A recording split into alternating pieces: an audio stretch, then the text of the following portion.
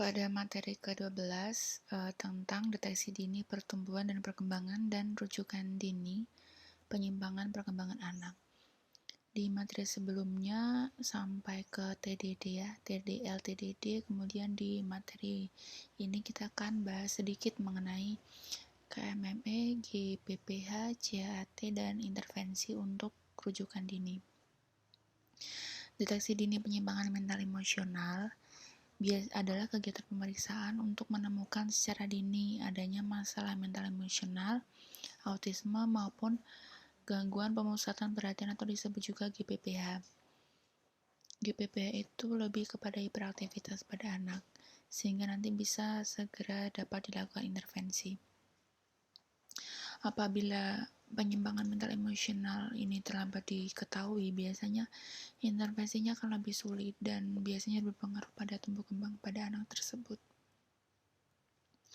Untuk KMME pada anak prasekolah, di sini jadwalnya rutin setiap 6 bulan sekali pada anak umur 36 bulan sampai dengan 72 bulan. Jadi lebih ke ini ya, anak yang agak besar, dan instrumennya ada 12 pertanyaan untuk masalah mental emosional. Cara melakukan ditanyakan pertanyaan kepada orang tua maupun pengasuh. Nanti jawabannya kemudian dihitung.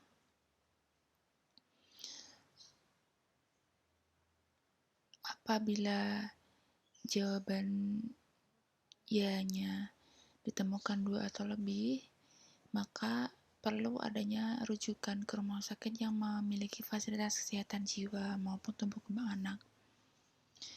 Dan di situ juga dicantumkan informasi mengenai jumlah maupun masalah mental emosional yang ditemukan.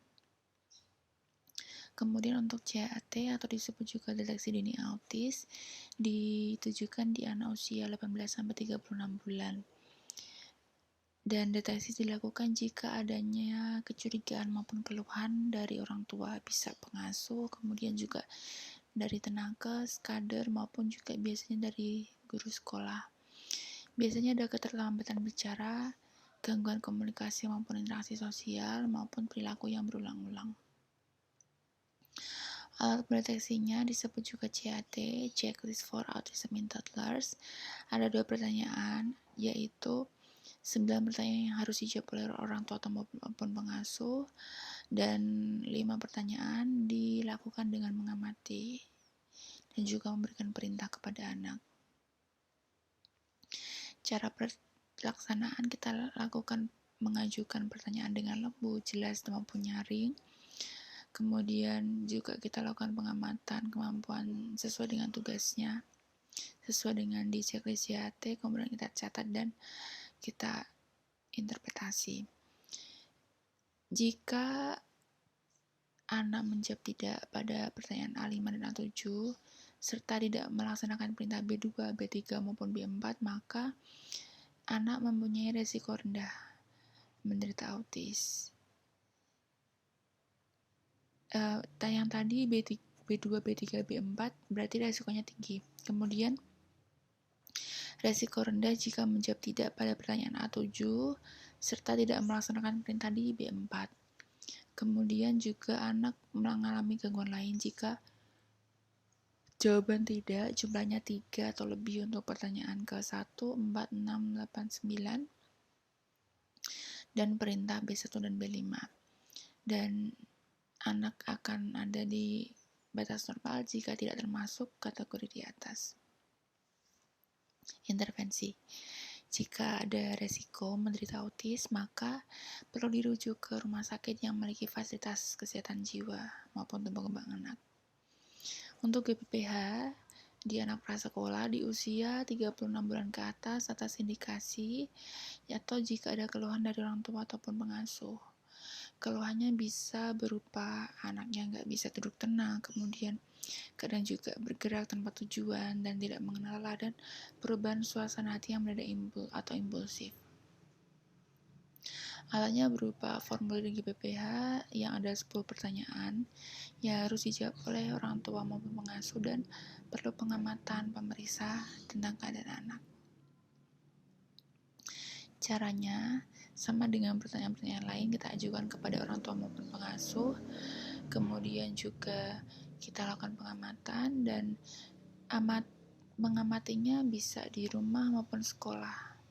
Kemudian kita catat. Interpretasi,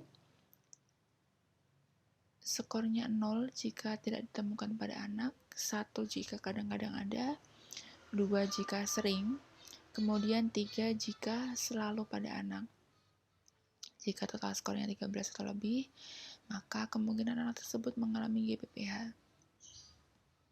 Jika total skor kurang dari 13 sampai ragu, maka perlu kita jadwalkan pemeriksaan ulang 1 bulan kemudian. Untuk intervensi dan rujukan dini tumbuh kembang anak, sebenarnya untuk penyimpangan maupun gangguan perkembangan ini dipengaruhi oleh banyak sekali faktor.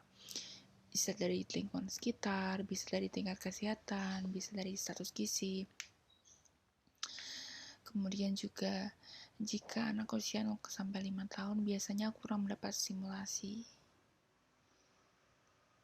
Dan jika sudah disimulasi, biasanya anak tersebut bisa sebagian besar penyimpangannya biasanya dapat diatasi dan bisa tumbuh dan berkembang secara normal seperti anak sebaya lainnya.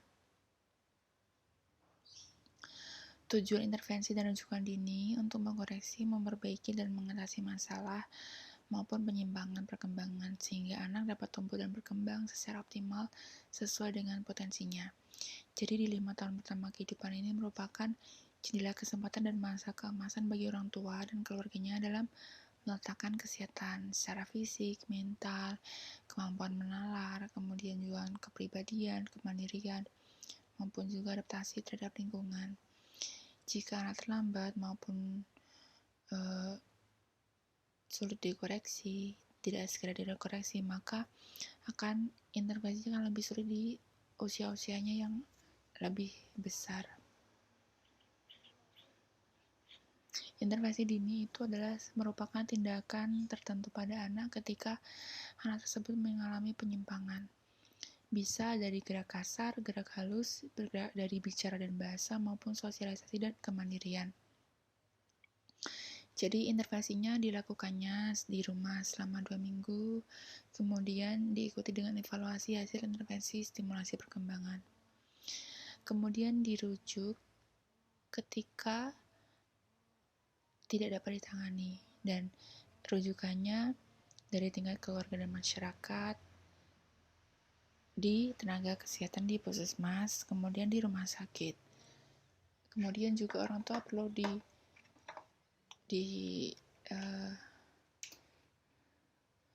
untuk membawa catatan pemantauan perkembangannya.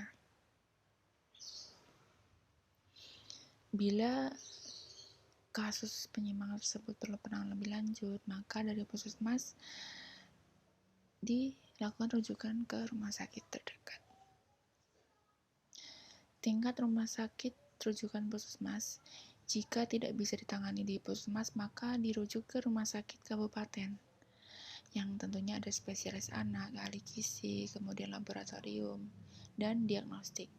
Kemudian juga rumah sakit provinsi, ada tim spesialis anak juga, jiwa, mata, THT, rehabilitasi medik, fisioterapi, terapi bicara, dan lain sebagainya.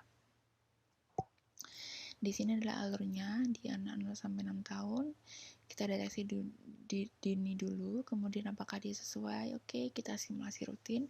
Jika dia meragukan, maka kita evaluasi dulu selama 2 minggu, baru kita tes lagi. Jika sudah sesuai, maka tetap disimulasi. Kemudian jika ada penyimpangan, maka di tingkat puskesmas dilakukan rujukan ke RS klinik tumbuh kembang yang sesuai dengan jenjangnya. Baik, sekian untuk pertemuan